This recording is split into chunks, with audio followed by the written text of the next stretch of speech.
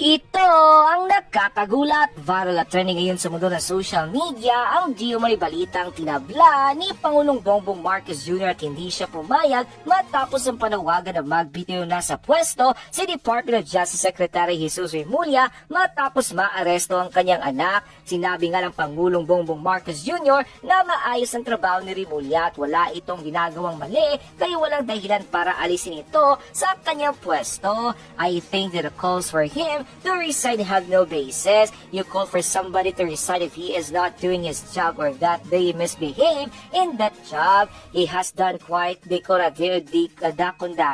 Saan pa ng Pangulo, nagbigay na di umano ng pahayag ang kalin ng distansya ito sa kaso ng kanyang anak na hindi makikialam sa proseso. Kaya malinaw ang kanyang paninindigan bilang kalihim ng DOJ Secretary. Sinabi ni Pangulong Bongbong Marcos Jr. na alam ni Remulla na mayroong proseso kaugnay sa kaso ng kanyang anak at wala kahit na sino man sa ekotibo ang dapat na manghimasok o makialam nito. Samantala sa ibang balita o mapila ng dating senadora Laila Delima kay Pangulong Bongbong Marcos Jr. na atasan ng Department of Justice na itigil ang pagharang sa testimonya ni Rafael Tagos at giniit pa niya Delima na maaaring baliktarin ni Pangulong Bongbong Marcos Jr. ang di umano'y mabibigat na pagkakamaling ginawa sa kanya ng dating Pangulong Rodrigo Duterte. Ayon pa sa kanyang official statement, Mr. President at Bongbong Marcos, I will never ask you to interfere with the courts. This is my earnest and most respectful plea to you, Your Excellency.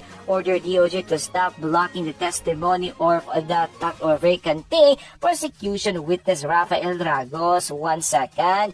Ayon naman sa second phone si Laila Delima, and for them to stop presenting obviously perjured or perjured witnesses like Herbert Colanco, and you can reverse the revengeous wrongs inflicted on my by your condescension. Please, Mr. President, salamat po. And quote, ayon sa abogado na si Ragos na si Michael Christopher de Castro ay nakataklasan ng tumistigo ang kanyang kliyente noong September 30, ngunit hindi ito nagawa dahil isang nakabingbing motion ng prosecution. Si Ragos ay dating Bureau of Correction Officer in charge ay isa siya sa pangunahing testigo sa drug case ni Delima na una na niyang binawi ng testimonya niya laban kay Delima, katulad ng ginawa ni self-confessed drug lord Erwin Espinosa. Ito ang mainit na balitang pinuputakti ngayon ng samot-saring komento mula sa marami sa ating mga kababayan at marami nga sa kanila ngayon na hindi napigilan ng kanilang sarili na maglabas ng amen. At ito na nga mga kabanat, sabay-sabay nating panoorin ang viral video.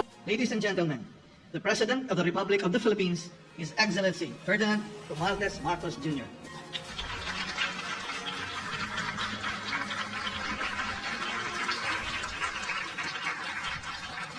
Thank you very much to our Secretary of Science and Technology, Dr. Renato Solidum, our host for today's activities, Pasay City Mayor Imelda Calixto Rubiano. We thank the DOST Undersecretary Sancho Maboran for his attendance here today, DOST Assistant Secretary Lea Buendia for her briefing on the achievements of the Balik Scientist Program. Our renowned Balik scientists and all the distinguished guests who are here this morning, ladies and gentlemen, good morning. I congratulate the Department of Science and Technology for being able to hold the 8th Annual Balik Scientist Program Convention. This continuous effort, which began in 1975, in creating opportunities for emerging Filipino scientists anchored in the enhanced use of science, technology, and innovation is truly noteworthy.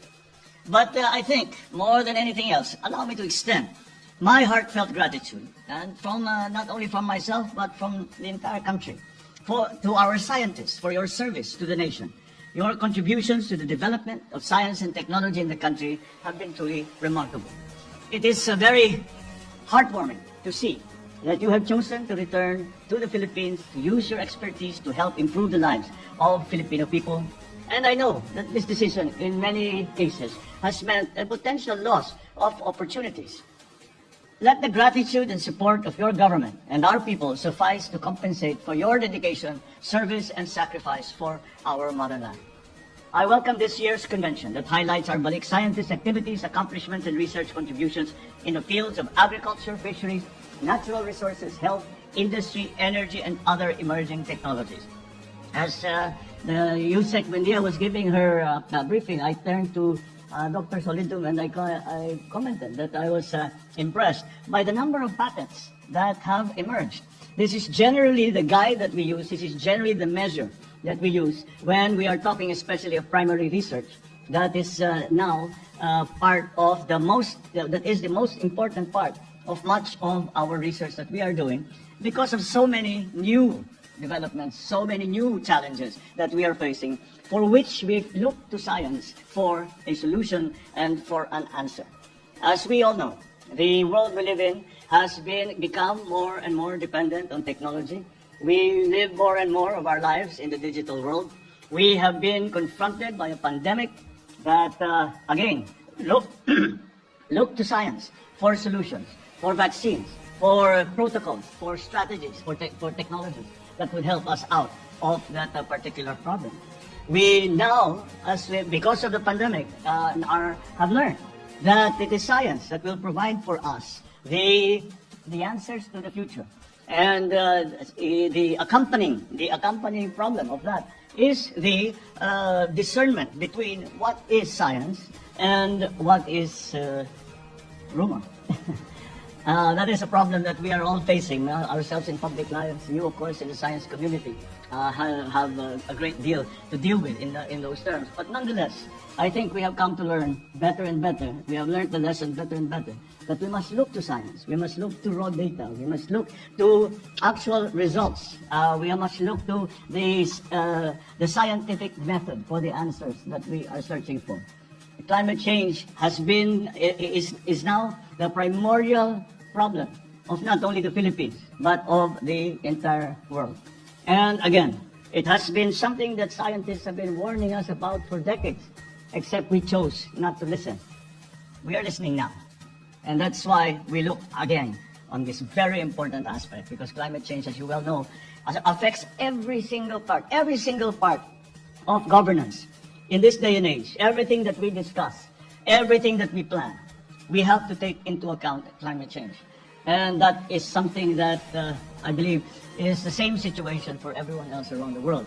Of course, there are specific conditions that affect the Philippines, but again, we look to our scientists, we look to science to provide us the answers for the mitigation and the adaptation that we have to undergo if we are going to flourish and do better in the future.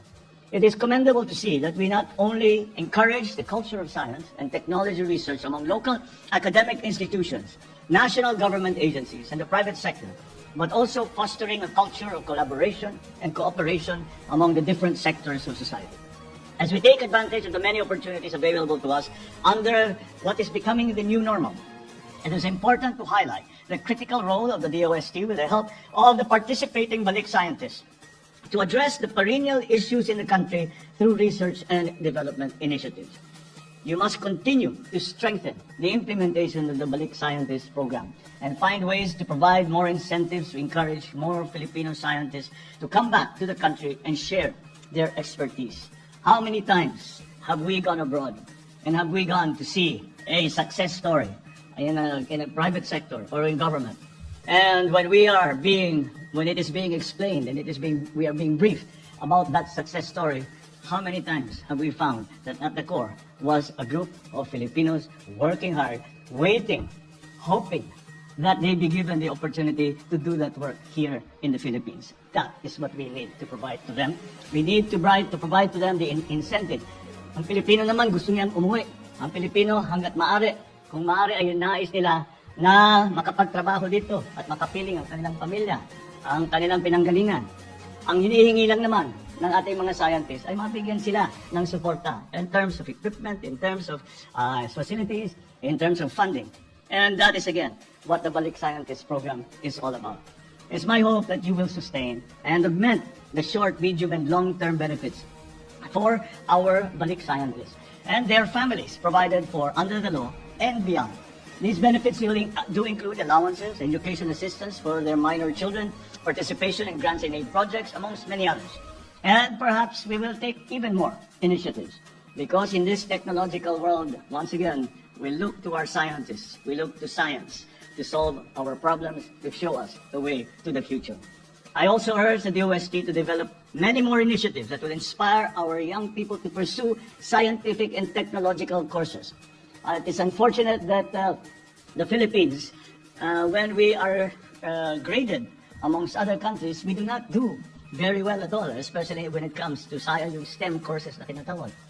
Let us turn that around, and the Balik Scientist program will have a very important part to play, because we can always present to our young people, our young students, look at this Filipino who has made a name for themselves and who has done a lot of good work, and his or her good work has helped very, very many people. You can do this too.